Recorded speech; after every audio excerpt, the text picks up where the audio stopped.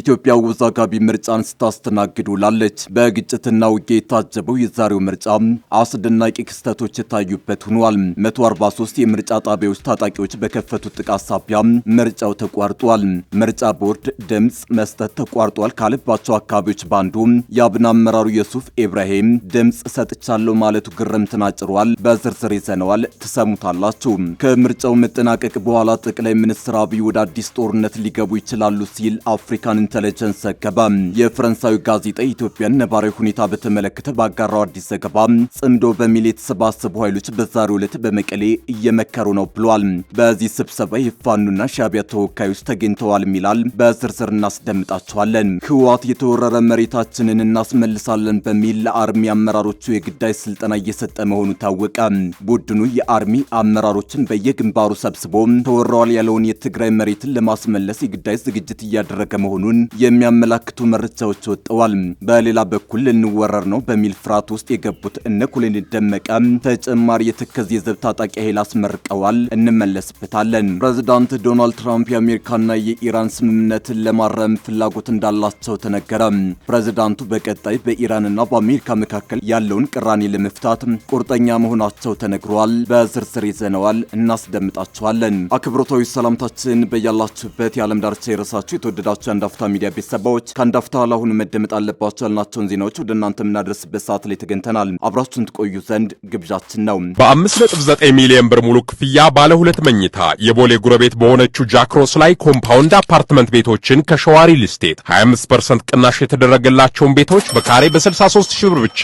ድርጅታችን ሸዋሪ ሊስቴት የሸዋ ሾፒንግ ሴንተር እህት ኩባንያ ሲሆን ባለፉት 2 ዓመታት ከ100 በላይ ቤቶችን አስረክበናል። አሁን ደግሞ ከ10% ቅድመ ክፍያ ጀምሮ ለሚከፍሉ በካሬ በ83 ሺህ ብር ብቻ ባለ 2 መኝታ በ790 ሺህ ብር ቅድመ ክፍያ ብቻና በ7.9 ሚሊዮን ሙሉ ክፍያ ባለ 3 መኝታ በ1.1 ሚሊዮን ቅድመ ክፍያና በ11 ሚሊዮን ሙሉ ክፍያ ይግዙ። ይህ ቤት ዋጋ ለ10 ቤቶች ብቻ ስለሆነ ይደውሉ። ከምርጫው መጠናቀቅ በኋላ ጠቅላይ ሚኒስትር አብይ ወደ አዲስ ጦርነት ሊገቡ ይችላሉ ሲል አፍሪካን ኢንተለጀንስ ዘገባ። የፈረንሳዩ ጋዜጣ ኢትዮጵያን ነባራዊ ሁኔታ በተመለከተ ባጋራው አዲስ ዘገባ ጽምዶ በሚል የተሰባሰቡ ኃይሎች በዛሬው ዕለት በመቀሌ እየመከሩ ነው ብሏል። በዚህ ስብሰባ የፋኑና ሻዕቢያ ተወካዮች ተገኝተዋል ይላል።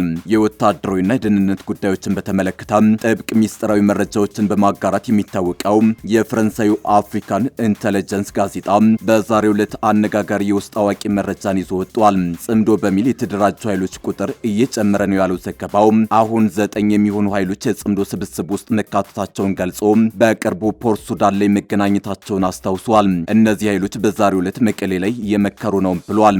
ስብሰባው እጅግ ሚስጥራዊ እንደሆነም ጠቅሷል። ለስብሰባ ሲገናኙ ይህ የመጀመሪያው እንዳልሆነ የገለጸ ሲሆን ከፈረንጆቹ 2025 አንስቶ በተደጋጋሚ መገናኘታቸውን ጠቅሷል። በቡድኖቹ መካከል ያለው ትብብር የጠቅላይ ሚኒስትር አብይ አህመድን መንግስት ከማስወገድ በዘለለ የጋራ ግብ የሌላቸውና የማይተማመኑ ስለመሆናቸው በዝርዝር አስፍሯል። ሆኖም በአሁኑ የመቀሌው ስብሰባ የጋራ ኮሚቴ በማቋቋም ይፋ ለማድረግ ፍላጎት እንዳላቸው የገለጸው አፍሪካን ኢንተለጀንስ ትብብሩ ቢፈጠር እንኳን ብዙ ርቀት የሚያስኬድ የጋራ አጀንዳ አለመኖርና በውስጣቸው ያለመተማመን ችግር እንደሚያስከትል አትቷል። በፋኑና ህወሓት መካከል እንዲሁም በፋኑና ኦነግ ሸኔ መሃል ቅራኔና አለመተማመን እንዳለም አክሏል። የኦጋዴን ነጻ አውጪ ግንባርና የአጉጉሙ ኃይል በህወሓት ያላቸው ጥርጣሬ በጽምዶ ላይ ያንዣበበ ሌላው ጥላ ነው ብሏል። በፋኑና ህወሓት መሃል ስላለው ግንኙነት ያብራራው አፍሪካን ኢንተለጀንስ የጎጃም ፋኖ አመራሮች ከህወሓት ጋር የመስራት ፍላጎት ቢያሳዩም በአንጻሩ የጎንደር ፋኖች ህወሓት ላይ ጥርጣሬ እንዳላቸው አብራርተዋል። የጽምዶ መሰረት የጣሉት ህወሓትና የኤርትራ መንግስት ናቸው ሲል ዘገባው የሚቀጥለው ጋዜጣው ሁለቱ ኃይሎች በሰከላና በገዳሪፍ ተደጋጋሚ ስብሰባ ሲያከናውኑ ቆይተዋል ብሏል። ባለፈው ሚያዝያ ወር 2026 በሱዳን የተደረገው የህወሓትና ሻዕቢያ ስብሰባ ሌሎች የኢትዮጵያ ታጣቂ ኃይሎችን ያሳተፈ እንደነበር የጠቀሰ ሲሆን በዚያ ስብሰባ በሱዳን የኤርትራ አምባሳደር ኢሳ አህመድ ኢሳ መገኘታቸውን ዘግቧል። በተጨማሪም ከሱዳን ኡማ ፓርቲ አብዱራህማን አል ሳዲቅ አል ማዲን እንዲሁም ከሱዳን ዩናይትድ ፒፕል ፍሮንት አል አልሚድ ዳውድና የሱዳን ጠቅላይ ሚኒስትር ካማል ኢንድሪስ አማካሪ መገኘታቸውን ጠቅሷል። እነዚህ ከፍተኛ አካላት የተሳተፉበት የጽምዶ ስብስብ የተካሄደው በሱዳን የመረጃ ደህንነት ኃላፊ አህመድ መድል እውቅና መሆኑን ዘግቧል። ጠቅላይ ሚኒስትር አብይ አህመድ በፈረንጆቹ ግንቦት በግንቦት ወር መጀመሪያ የጅቡቲው ፕሬዝዳንት በዓለ ሲመት ላይ ተገኝተው ነበር። አብይ በዚያ ጉዟቸው ወቅት ከሱዳን ሉዓላዊ ምክር ቤት ምክትል ፕሬዝዳንት ማሊክ አጋር ተገናኝተው እንደነበር የጠቀሰው አፍሪካን ኢንተለጀንስ ሱዳን ውስጥ ጽምዶች የሚያደርጉትን ስብሰባ እንዲያቆሙ እንደነገሯቸው ሆኖ አብይ ይህን በተናገሩ ከ5 ቀን በኋላ በፖርት ሱዳን የጽምዶ ስብሰባ መደረጉን ዘግቧል። ኢትዮጵያ ወዛጋቢ ምርጫን ስታስተናግድ ውላለች። በግጭትና ውጊያ የታጀበው የዛሬው ምርጫ አስደናቂ ክስተቶች የታዩበት ሆኗል። 143 የምርጫ ጣቢያዎች ታጣቂዎች በከፈቱት ጥቃት ሳቢያ ምርጫው ተቋርጧል። ምርጫ ቦርድ ድምፅ መስጠት ተቋርጧል ካለባቸው አካባቢዎች ባንዱ የአብን አመራሩ የሱፍ ኢብራሂም ድምፅ ሰጥቻለሁ ማለቱ ግርምትን አጭሯል። በግጭት ታጅቦ እየተደረገ የሚገኘው ምርጫው በአማራና ኦሮሚያ ክልሎች በአንዳንድ አካባቢዎች መስተጓጎል እንደገጠመው ታውቋል። ከ100 በላይ ምርጫ ጣቢያዎች በጸጥታ ችግር እስከ እኩለ ቀን ድረስ መክፈት አልቻልኩም ያለው ቦርዱ በተወሰኑ ምርጫ ጣቢያዎች ደግሞ መቋረጡን አስታውቋል። በዛሬው ምርጫ በጸጥታ ችግር ምክንያት 143 የምርጫ ጣቢያዎች አለመከፈታቸውን የኢትዮጵያ ብሔራዊ ምርጫ ቦርድ ይፋ አድርጓል። ድምፅ መስጠት ከተጀመረ በኋላ ባጋጠመ የጸጥታ ችግር በአማራና በኦሮሚያ ክልል የተወሰኑ ቦታዎች የምርጫ ሂደቱ መቋረጡንም የቦርዱ ሰብሳቢ ሜላተወርቅ ኃይሉ ተናግረዋል። በጸጥታ ችግር ምርጫ ከተቋረጠባቸው ውስጥ ቢሎኖፓ፣ መኮሳቺ፣ ቀርሳና ኩታበር የተባሉ የምርጫ ጣቢያዎች እንደሚገኙበትም ጠቁመዋል። በኦሮሚያና አማራ ክልሎች ከተከሰተው የምርጫ መስተጓጎል በተጨማሪ በሌሎች ክልሎችም ዘርፈ ብዙ ችግሮች መከሰታቸው ታውቋል። በቤንሻንጉል ጉሙዝ ክልል ሰዳል ምርጫ ክልል እንዲሁም በደቡብ ምዕራብ ኢትዮጵያ ክልል ዘልማም ምርጫ ክልል ባጋጠመ የኔትወርክ ችግር ምክንያት ቦርዱ በስልክ መረጃ ማግኘት አለመቻሉንም በመግለጫው ላይ ተጠቅሷል። ዛሬ ሰኞ ግንቦት 24 ቀን 2018 ዓ.ም ከጠዋቱ 12 ሰዓት ጀምሮ እየተካሄደ ያለውን 7ኛ ጠቅላላ ምርጫ የአወዛጋቢነቱን ያክል ልዩ ልዩ ክስተቶችን እያስተናገደ ነው። በፓርቲ ተወካይ ታዛቢዎች ለእስር እስከ ድብደባ መፈጸሙን የሚያመላክቱ መረጃዎች ከያቅጣጫው እየተሰሙ ነው። በጉራጌ ዞኖች ላይ ትኩረት አድርጎ የሚንቀሳቀሰው ጎጎት ፓርቲ ታዛቢዎች እንደተደበደቡበት ባወጣው መግለጫ አረጋግጧል። ፓርቲው በማዕከላዊ ኢትዮጵያ ወልቂጤ ምርጫ ጣቢያ የምርጫ ታዛቢዎች ተደብድበው ከምርጫ እንዲወጡ ተደርገዋል ብሏል። በጉዳዩ ላይ ባወጣው መግለጫ ፓርቲው ይንቀሳቀስበት የነበረው ሞተር ተነጥቋል። የምርጫ ወረቀት በፌስታል ይዘው ሲበትኑ ተመልክተናል ብሏል። የገጠመውን ችግር ለምርጫ ቦርድ ማሳወቁን የገለጸው ፓርቲው አፋጣኝ ምላሽ እንደሚፈልግ አስታውቋል። የማዕከላዊ ኢትዮጵያ ክልል ዋና ምርጫ አስተባባሪ አቶ ነጋሽ እንደተናገሩት ከሆነ ክሱን ውሸት ነው ሲሉ አስተባብለዋል። ፓርቲው ይህ ሆኗል ባለበት የምርጫ ጣቢያ ሁለት ታዛቢዎቹ እንደነበሩ የገለጹት ዋና አስተባባሪው ፓርቲው የተናገረው ከእውነት የራቀ መሆኑን አክለዋል። ሐረሪ ክልል ደግሞ የአንድ ፓርቲ ታዛቢ ታስረው መፈታታቸው ተሰምቷል። በሐረሪ ከተማ የነጻነትና እኩልነት ፓርቲ ተንቀሳቃሽ ታዛቢ የሆኑት አቶ አምራች ታደሰ በዛሬው ዕለት 4 ሰዓት ገደማ ታስረው እንደተፈቱ ፓርቲው አስታውቋል። የፓርቲው ያሰማራቸው ታዛቢዎች በቦታቸው ሰዓት አክብረው ቢገኙም መታዘብ እንዳይችሉ ከመደረጋቸው ባሻገር አንድ ታዛቢው በፖሊስና በወረዳው አመራሮች ለእስር እንደተዳረገ ገልጿል። የታሰረብን ታዛቢ ከእስር ቢለቀቅም እንግልቱ አሁንም አልቆምም ያለው ፓርቲው ፍትሐዊ የምርጫ ውድድር ሳይደረግ የምንጠብቀው ውጤት የለም፣ የምርጫ አስፈጻሚው በገለልተኝነት ለሁሉም ፓርቲ ሊሰሩ ይገባል ብሏል። ህወሓት የተወረረ መሬታችንን እናስመልሳለን በሚል ለአርሚ አመራሮቹ የግዳጅ ስልጠና እየሰጠ መሆኑ ታወቀ። ቡድኑ የአርሚ አመራሮችን በየግንባሩ ሰብስቦ ተወሯል ያለውን የትግራይ መሬትን ለማስመለስ የግዳጅ ዝግጅት እያደረገ መሆኑን የሚያመላክቱ መረጃዎች ወጥተዋል። በሌላ በኩል ልንወረር ነው በሚል ፍርሃት ውስጥ የገቡት እነ ኮሎኔል ደመቀ ተጨማሪ የተከዜ ዘብ ታጣቂ ኃይል አስመርቀዋል። ህወሓት የአርሚ አመራሮቹን እያሰለጠነ ነው።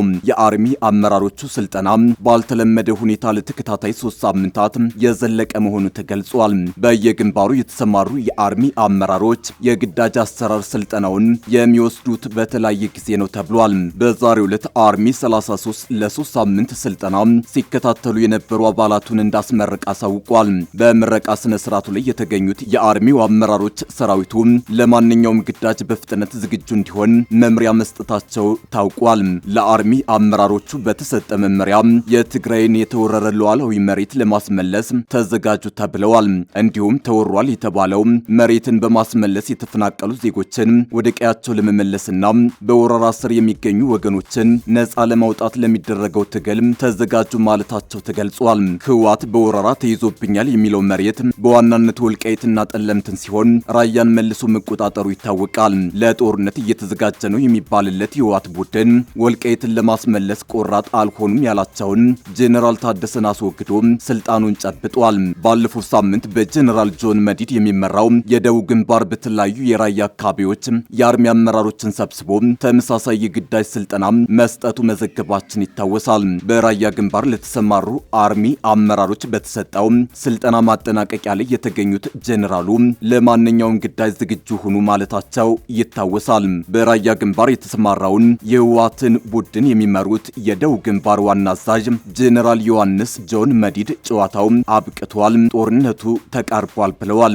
ጄኔራሉ እንደተለመደው ብልጽግናን በጠላትነት ፈርጀው የፕሪቶሪያን ስምምነት መዘባበቻ እንዲሆን አድርጓል በማለት መወንጀላቸውን ይታወሳል። ጄኔራሉ ጠላት ባሏቸው አካላት ተበትኗል፣ ተከፋፍሏል ተብሎ የሚነገርለት የህወሓት ቡድን እንደሚባለው የተዳከመ አይደለም ብለዋል። ጠላት ያሉት ኃይል ያለው አቅም የቴክኖሎጂ መሆኑን የገለጹት ጄኔራሉ ጦርነት መሬት ላይ እንጂ አየር ላይ አያልቅም የሚል ትንተና ቀርበው ነበር። ጦርነት በቴክኖሎጂ አቅም ብቻ አያልቅም ያሉት ጄኔራሉ ቡድናቸውም ጠላት ያለውን ኃይል ለመገዳደር የቴክኖሎጂ ትጥቅ ለመታጠቅ እየተንቀሳቀሰ ነው ብለዋል። የህወሓት ጄኔራሎች ከዚህ ቀደም በድሮን እንደሚያስፈራሩን እንደ 2013 አይደለንም፣ እኛም ተዘጋጅተናል ማለታቸው ይታወሳል። ፕሬዚዳንት ዶናልድ ትራምፕ የአሜሪካና የኢራን ስምምነትን ለማረም ፍላጎት እንዳላቸው ተነገረ። ዶናልድ ትራምፕ ከ3 ወራት በፊት የተጀመረውን የአሜሪካና ኢራን ጦርነትን ለመቋጨት የሚያስችለውን ስምምነት ለማስተካከል ፍላጎት እንዳላቸው የዋሽንግተን መገናኛ ብዙሃን ዘገቡ። ለውጦቹ በሆርሙዝ ወሽመጥና የተብላላ የዩራኒየም አወጋገድ ጋር የተያያዙ እንደሆኑ በአሜሪካ የቢቢሲ አጋር የሆነው ሲቢኤስ ኒውስ ዘግቧል። ዋይት ሃውስ አስተያየት እንዲሰጥ ቢጠይቅም ምላሽ አልሰጠም። የኢራን ዋና ተደራዳሪ መሐመድ ባጋር ጋሊባፍ እሁድ ዕለት የኢራን መብት ሙሉ ለሙሉ እስካልተጠበቀ ድረስ ቴህራን ምንም አይነት ስምምነት አትፈጽምም ብለዋል። የተኩስ አቁም ስምምነቱን ለማራዘም በሚያስችለው ማዕቀፍ ላይ ፕሬዝዳንት ትራምፕና ከፍተኛ ባለስልጣናት ጋር አርብ ዕለት ለንግግር ቢቀመጡ ስብሰባው ቀጣይ እርምጃዎች ላይ ግልጽነት ሳይኖረው ተጠናቋል። በስምምነቱ ላይ የተሰማው የአሁኑ ለውጥ የማድረግ ፍላጎት በመጀመሪያ አክሲዮስ በተባሉ የአሜሪካ መገናኛ ብዙሃን የተዘገበ ሲሆን የተኩስ አቁም ስምምነቱን በ60 ቀናት ማራዘም፣ የሆርሙዝ ወሽመጥን ዳግም የመክፈት ጥሪና በኢራን የኒውክሌር ፕሮግራም ላይ ድርድር ማድረግ የሚያስችል ማዕቀፎችን ያካትታል። ስምምነቱ ለኢራን የማዕቀብ እፎይታ ሊሰጥ እንደሚችል የተዘገበ ሲሆን ይህም ቴህራን የተያዘባትን በቢሊዮን ዶላሮች የሚቆጠር ሀብቷን እንድታገኝ ያስችላል። ፕሬዝዳንቱ ስምምነቱን ለማሻሻል ይፈልጋሉ የሚለው ዜና የተሰማው በቴህራንና ዋሽንግተን መካከል ግጭቱን ማስቆም የሚችል ስምምነት ማዕቀፍ ላይ ለአንድ ቀን ንግግር ካደረጉ በኋላ ነው።